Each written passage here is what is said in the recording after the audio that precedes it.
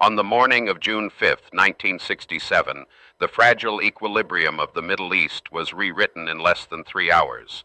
Before that dawn, Israel stood surrounded by hostile Arab coalitions, its narrow borders presenting an existential vulnerability that military planners deemed unsustainable.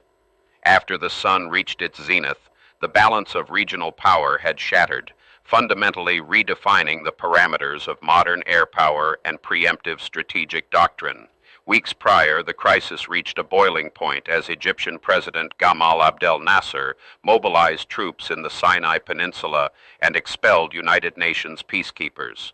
Cairo closed the Straits of Tiran, effectively blockading Israel's southern maritime trade route and constructing a formal casus belli.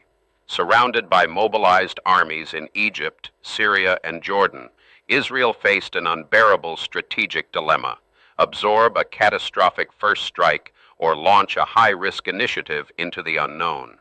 Within the Israeli High Command, Chief of Staff Yitzhak Rabin and Brigadier General Ezer Weitzman understood that conventional defense meant annihilation. Israel lacked geographic depth, meaning any conflict fought on its own soil would result in immediate strategic collapse. The solution lay in an uncompromising doctrine of preemption, leveraging absolute surprise and precision to eliminate the primary threat before ground forces ever crossed the frontier. The operational architecture of this offensive was codenamed Operation Focus, or MOKT in Hebrew. For years, Israeli intelligence had meticulously cataloged the daily routines, flight schedules, radar blind spots, and communication frequencies of the Egyptian Air Force. Planning reached an almost mathematical obsession, mapping out every runway, hardened aircraft shelter, and anti-aircraft battery across the Sinai and the Nile Delta.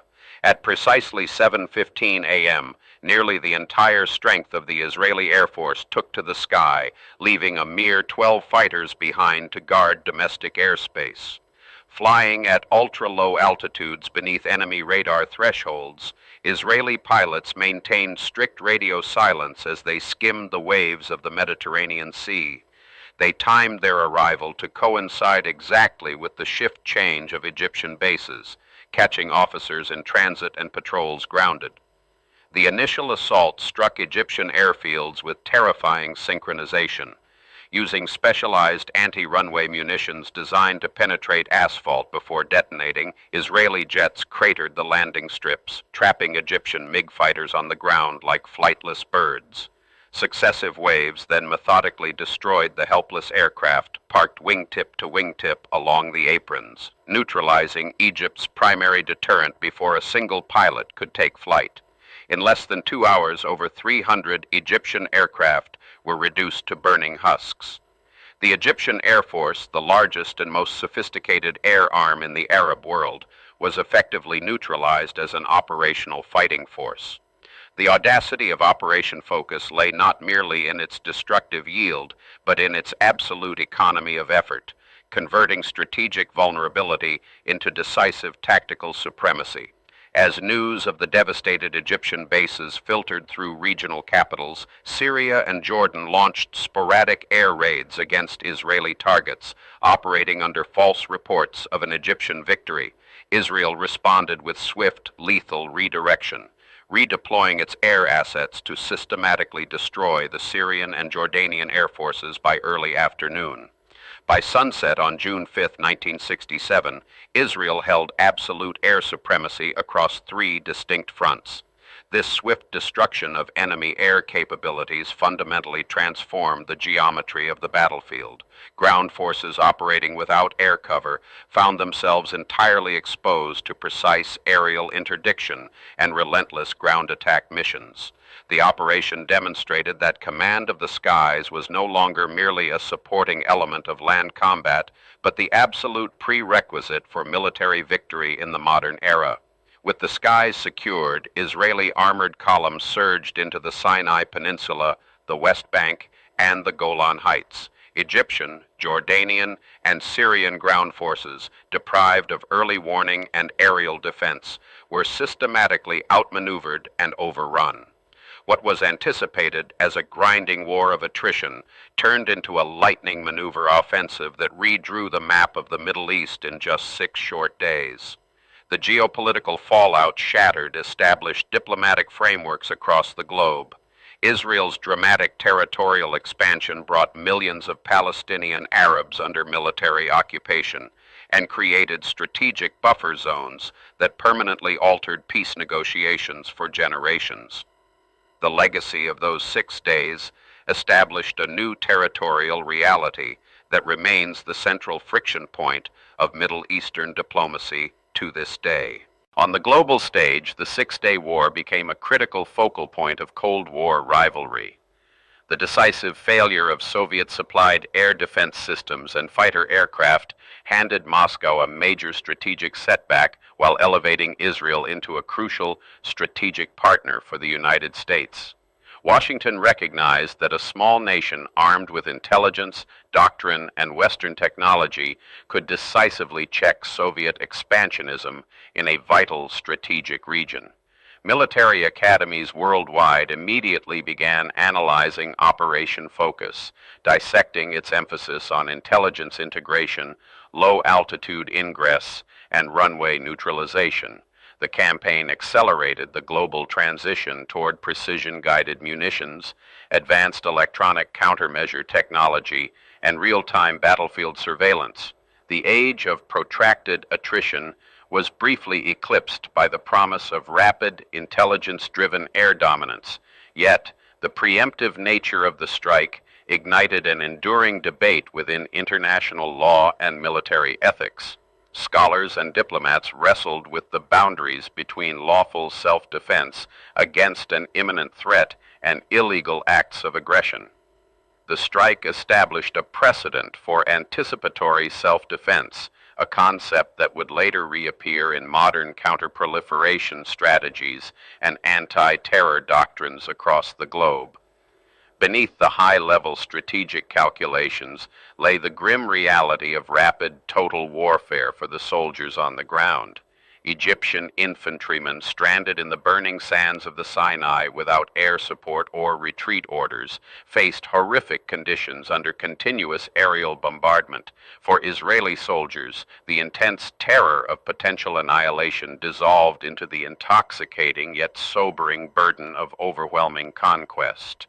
The new borders of the Middle East fundamentally redefined the concept of national defense for the Israeli state.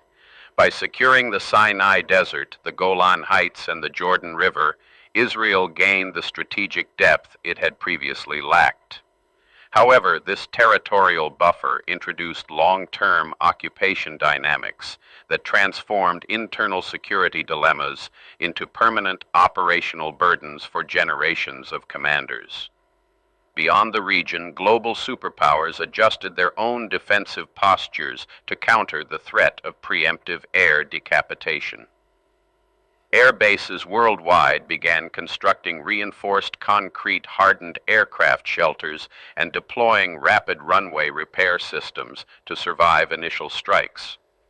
The vulnerability exposed on that June morning forced military planners from NATO to the Warsaw Pact to rethink airfield defense from the ground up. Paradoxically, the overwhelming success of 1967 birthed an aura of military invincibility that bred dangerous strategic complacency within Israel. 6 years later, during the Yom Kippur War of 1973, Arab forces exploited this overconfidence with sophisticated surface-to-air missile umbrellas, proving that no tactical doctrine remains unchallenged forever. The shock of 1973 demonstrated that even the most brilliant tactical victories cannot substitute for durable political solutions. In the decades that followed, the core principles of Operation Focus evolved directly into the doctrine of effects-based operations and rapid, decisive strikes seen in modern conflicts. From the opening air campaign of the 1991 Gulf War to contemporary standoff missile strikes, modern air forces still seek to mirror that initial morning in 1967, achieving operational victory by paralyzing the enemy's nervous system before they can react. Had Israel chosen reactive defense over preemption in June 1967, the historical trajectory of the region would have been radically different. Absorbing a coordinated multi-front assault against narrow borders could have resulted in catastrophic territorial loss, forcing international intervention under vastly different strategic terms. The choice to strike first proved that in high-stakes strategy, military initiative can overcome overwhelming numerical disadvantages. Today, the doctrine of preemptive action remains a central pillar of military posture for nations facing existential threats. As modern warfare moves into the realms of cyber operations and hypersonic weapons, the window for decision-making has compressed from days to mere seconds. The fundamental question raised in 1967, when does a threat become so imminent that striking first becomes an existential imperative, remains one of the defining dilemmas of contemporary strategy. The 1967 preemptive airstrike did not merely win a war. It altered the DNA of modern warfare and redrew the geopolitical landscape of the Middle East. Through a single, meticulously executed morning campaign, Israel demonstrated the transformative power of intelligence, air supremacy, and operational surprise. The echoes of those falling bombs on Egyptian airfields continue to resonate across military academies, foreign ministries, and battlefields to this day.